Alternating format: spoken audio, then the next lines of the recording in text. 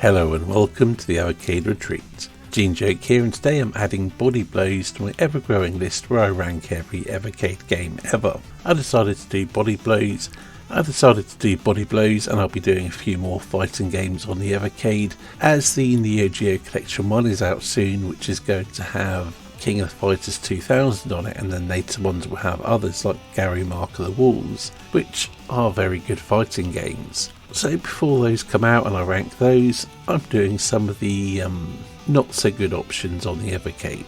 I have already ranked Fighter's History, which I do believe is currently the best fighting game on the Evercade, at least on any cartridges anyway. So yeah, Body Blows. It's a fighting game for the Amiga which came out in the wake of Street Fighter 2, and the Amiga only had one button joysticks, so the fighting mechanics are less complex and less fluid than something like Street Fighter 2 or even Clay Fighter. They attempted something a little bit different with Body Blows, with you essentially pressing and holding the fire button to do your special moves and then using fire and directions to do your basic combat moves. It takes a bit of getting used to, but you can get used to it, and it is a game that you can have some fun with, but even when you do, it pales in comparison to more fluid console-based fighting games. The version of Body Blows on the Evercade, I believe, is the AGA version, which is why the characters look a little bit washed out and lower res than the backgrounds,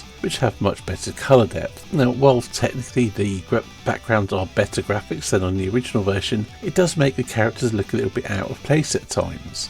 That aside, the game itself doesn't look too bad. The backgrounds look nice, although they are static and not very exciting, but they look pretty good. The characters are animated well enough and they don't look too bad, but the design of them is pretty generic and not really all that appealing. The sound effects are suitably meaty and they work quite well. The music is very much a mixed bag. It's generally quite well done and doesn't sound too bad, but I can't say I'm a fan of many of the compositions. And generally it's a little bit less exciting and action-packed than you'd hope for a fighting game. Overall, it was a pretty good fighting game for the Amiga at the time, but it really doesn't hold up too well. So unless you have a lot of nostalgia for it, it's not really one I'd recommend digging out the cart for. There's definitely better fighting games on the Evercade. To place it on my overall ranking list, I would put it above Zool, but below Midnight Resistance Arcade. And it's mainly there because I do have nostalgia for this game. I played it and enjoyed it back in the day, but even then I knew it was a poor man's Street Fighter, and playing it on modern systems really does highlight that. Anyway, that's it for today's video. Thank you for watching, and I'll see you in the next one.